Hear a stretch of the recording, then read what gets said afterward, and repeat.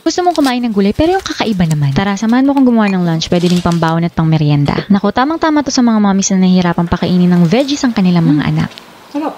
O diba, talaga namang mapaparami ka ng kain. Don't worry, tituro ko sa inyong paano hindi mamantika. Hiniwa ko nga lang itong dulo ng cabbage or kilala nating mga Pinoy as pechay bagyo na tinatawag ding napa cabbage or Chinese cabbage. Chinek ko na nga isa-isa yung dahon at hugasang mabuti kasi minsan meron dyan sumisingit ng mga linta. Asintabi po. Next, ito nga yung gamit na gamit kong vegetable cutter. Multifunctional siya kasi ang dami niyang balat, iba't ibang laki, iba't ibang nipis. Yun nga lang, medyo makapal yung nakuha ko para sa carrot. Dapat yung mas manipis. Bale, iba-blanch naman natin siya mamaya. Meron ako ditong spring onion gagamitin ko mamaya sa sauce na ituturo ko din sa inyo kasama ng video na ito. Pero optional lang yan. Kung wala kayo, don't worry. Nakakatuwa nga itong nabili kong pork samgyupsal. Lean siya, malaman at hindi mataba. Kukuha lang ako ng kaunti para ibang ulam naman yung iba, diba? Tipid-tipid din. Ikaw na naka-black na t-shirt. Anong pagkain mo ngayon? Comment down below para ma-shoutout naman kita next time. Gamit ang aking napaka-cute na kaserola by Massflex, magpapakulo lang ako ng tubig.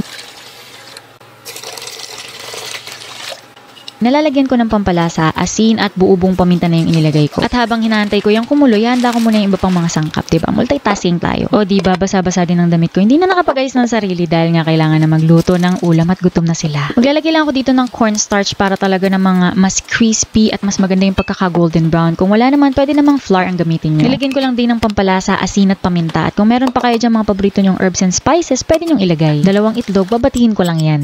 Next naman yung breadcrumbs na kinapos pa. Buti na lang may stock ako dito. Maganda yung breadcrumbs na resealable na para kapag hindi mo naubos, pwede mo ulit ma-stock, diba? Maitago. Sure ka na hindi papasukin ng mga langgam. Sure nga ba? Kasi ang galing ng mga langgam magbubutas. Once na kumukulo na yung inyong tubig, ihulog nyo na yung inyong mga pork. Sa nipis ng cut ng mga pork na ito, kaya naman napakabilis lang maluto and hindi ko din siya i-overcook kasi lulutuin pa siya mamaya. Syempre, wag nyo itatapon yung pinagpakuluan. Ako, nandyan yung katas at yung sustansya, kaya pwede nyong gawing soup yan. Egg drop soup. Meron akong recipe niyan. Check nyo lang sa aking mga uploaded videos. Meron tayo dyan sa Facebook, Instagram at YouTube. At syempre, dito ko na rin lulutuin yung aking carrot at yung aking cabbage. Iba-blanch lang natin siya. Make sure na hindi nyo i-overcook yung inyong cabbage. Ayan, check ko kung pwede na siyang marolyo. Tapos hinango ko na nga dahil mahirap na kapag ma-overcook, magpipilas-pilas yan. I-roll na nga natin yung ating cabbage. I-assemble lang natin yung mga fillings. Kung ano yung mga napili nyong vegetables, ako carrot, and then yung aking meat. Pagkatapos maglalagay lang ako ng spring onion. Naghiwa pala ako ng malalaki kanina, tas yung dulo, ipang-garnish ko lang siya o kaya ipanglalagay ko sa sauce. Para maisara nyo, ang technique ay huwag nyong pupunuin yung dulo ng cabbage. Kailangan may matira pa siyang space. Tapos kusayang didikit, kusayang sasara. Kung napuno nyo naman at hindi nyo maisara ang isang technique, ay gumamit kayo ng toothpick. Isasara nyo lang siya sa pamamagitan ng toothpick. Aba, syempre yung malinis. Next, babalutin lang natin yung cabbage dito sa ating cornstarch mixture. Nilagyan ko lang ng mga pampalasa. Nakita nyo naman kanina. Make sure na makoat lahat and then top the excess.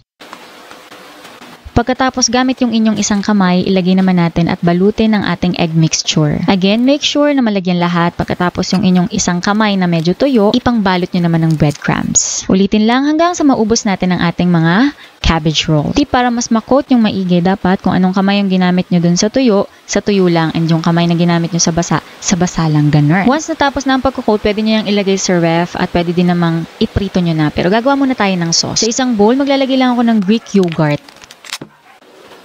Ito, mas healthy version ng ating sauce, pero kung tipid-tipid, pwedeng mayonnaise na lang lahat ang gamitin. Ito, paghahaluin ko ang Greek yogurt at mayonnaise. Maglalagay lang ako ng pampalasa, asin at paminta, at maglalagay ako ng garlic. Maglalagay din ako ng konting honey para mas masarap at mas mabalance yung lasa. Pwede din namang sugar kung walang honey. At kung marami naman kayong collection dyan ng mga herbs and spices, aba gamitin nyo yan. Ito, gagamit ako ng Cajun seasoning at ng cumin. Marami pa kayong pwedeng ibang gamitin. Hindi naman kailangang deep fry, naglagay lang ako ng mantika at make sure na tama ang init bago nyo iprito para ma-achieve nyo yung crispy and golden brown. And isa yan sa number 1 tip natin para hindi sumipsip ng mantika yung ating mga ulam. Dapat tama ang init ng inyong mantika para malaman. Pwede kayong maglubog ng inyong wooden spoon or wooden chopsticks, and then pag nagsisizzle na, ayun, pwede na kayo magprito. Isa pang tip para hindi sumipsip ng mantika yung inyong mga fried dishes, make sure na patitiin or i-drain nyo siya ng patayo, wag pahiga, kasi pag pahiga, maka-absorb din yan yung mga mantika at magiging sagi siya at hindi mapapanatili yung lutong ng inyong mga niluluto. Mas maganda kung meron kayong mga wire basket Ilagay nyo lang ng patayo. Pagkatapos, kapag ka na-drain na maigi yung mantika, tsaka nyo ilipat sa inyong pinggan na merong kitchen towel or kitchen tissue. Ayan, ready na ang ating crispy cabbage roll. Pwedeng pambaon, pang lunch, pang merienda. Okay, ASMR muna tayo para naman magkatikiman na. O diba talaga namang nakakatakam at napakasarap nito. Kaya naman i-try nyo na once again. Ako nga pala ang inyong kusinerang ininera, Jane Agustin Silvestre. See you in my next vlog. Sarap.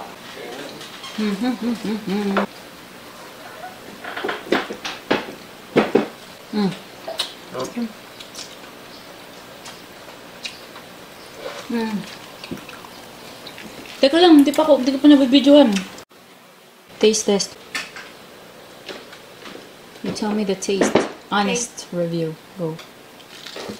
So, how was it? What is that? Anong klaseng ibig sabihin nun? Ha? Is it good? Mama people. Ah, okay. Sorry. My bad. Konti lang sauce.